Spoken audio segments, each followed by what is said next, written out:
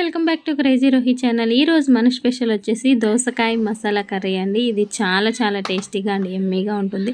So సమ్మర్లో ఎక్కువ చప్పటి కాకుండా ఇలా మసాలా కూర చేసుకున్న చాలా బాగుంటుంది అనమాట. ఈ సమ్మర్లో మీరు ఇదైతే ట్రై చేయండి. దోసకాయతో ఎప్పుడు పులుసు ఇలాగే చేసుకుంటాం కదా. సో కొంచెం డిఫరెంట్గా ఇలా అయితే చేసుకుందాం. దీనికోసం మనం ఫస్ట్ అయితే ఒక 2 టేబుల్ స్పూన్స్ వరకు నువ్వులు, 1 స్పూన్ వరకు ధనియాలు, ఒక హాఫ్ చెక్క కొబ్బరిలో హాఫ్ మనం సన్నగా కట్ చేసి అలా లైట్గా గ్రైండ్ చేసుకొని తర్వాత ఇంకొంచెం వాటర్ వేసుకొని ఇలా మెత్తని పేస్ట్ లాగా అయితే గ్రైండ్ చేసి పక్కన పెట్టేసుకోవాలండి. సో నెక్స్ట్ వచ్చేసి మనం ఒక మందపాటి ప్యాన్ కానీ నాన్ స్టిక్ ప్యాన్ కానీ మన దగ్గర ఏది ఉంటే అది పెట్టేసుకొని దాంట్లో 2 టేబుల్ స్పూన్స్ వరకు ఆయిల్ వేసుకుందాము. ఇందులో తాలింపు గింజలు ఒక హాఫ్ స్పూన్ వరకు యాడ్ చేద్దాము. అవి వేగిన తర్వాత కొంచెం కసూరి మేతి, నాకు ఆల్మోస్ట్ ఇలా మసాలా కూరలు అంటే నేను కొంచెం కసూరి మేతి వేస్తానండి, ఫ్లేవర్ అనేది బాగుంటుంది. సో నెక్స్ట్ మనం కట్ చేసి పెట్టుకున్న ఆనియన్ అండ్ చిల్లీని కూడా యాడ్ చేస్తున్నాను అనమాట.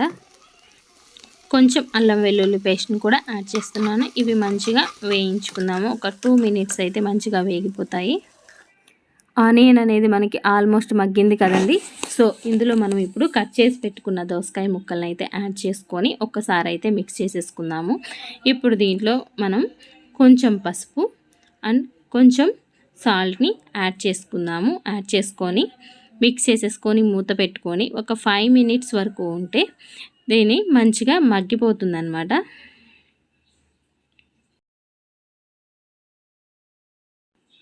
సో ఇప్పుడు ఒకసారి మూత తీసి చూద్దాము. ఒకసారి మిక్స్ చేసేసుకొని ముక్క మగ్గిందా లేదా అని ఒకసారి చెక్ చేసుకుందాము. ఒక 30 వరకు మగ్గితే చాలండి.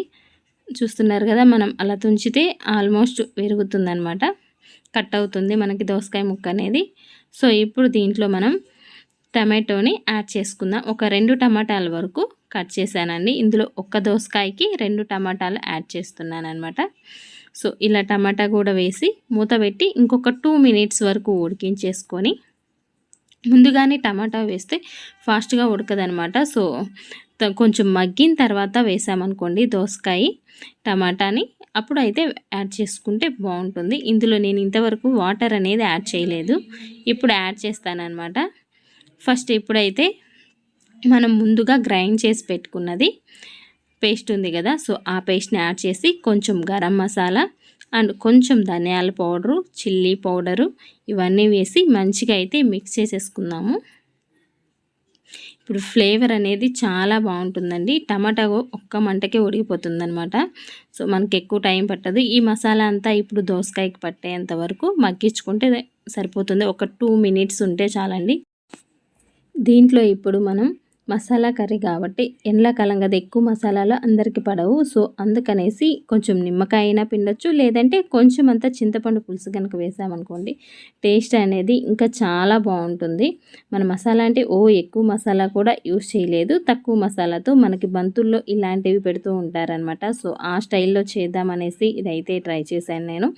సో నాకైతే కొంచెం ఉప్పు సరిపోలేదు, సో అందుకనేసి ఇక్కడ కొంచెం సాల్ట్ అనేది యాడ్ చేశాను. ఇప్పుడు ఒకసారి మిక్స్ చేసేసుకొని ఒక 2 నిమిషాలు ఉడికించుకుంటే సరిపోతుందండి. మనకి కూర అనేది కొంచెం దగ్గర అవుతూ ఆయిల్ అనేది రిలీజ్ అవుతుందన్నమాట. సో ఆ టైంలో మనం స్టవ్ ఆఫ్ చేసుకుంటే సరిపోతుంది. ఇలా మూత పెట్టేసి ఒక 2 నిమిషాలు అయితే వదిలేస్తున్నాను. చూస్తున్నారు కదా, సో చాలా వరకు మనకి దగ్గరగా అయిపోయింది. ఇలా పాన్ నుంచి వేరవుతుంది, ఆయిల్ కూడా కొంచెం రిలీజ్ అవుతుంది కదా. సో ఇదండి ఈరోజు మన రెసిపీ వచ్చేసి. మీ అందరికీ నచ్చిందని అనుకుంటున్నాను. మీ అందరికి కనుక నచ్చినట్లయితే లైక్ చేయండి, షేర్ చేయండి అండ్ కమెంట్ చేయండి. ఫస్ట్ టైం కనుక చూస్తున్నట్లయితే సబ్స్క్రైబ్ చేయడం మాత్రం మర్చిపోవద్దు. చూసారు కదండి కర్రీ ఎంత బాగుందో, చాలా టేస్టీగా ఉంది అండి. మీరు కూడా ఒకసారి ట్రై చేసి నాకు కమెంట్ బాక్స్లో కమెంట్ పెట్టడం మాత్రం అస్సలు మర్చిపోవద్దు. Thank you for watching video. Bye.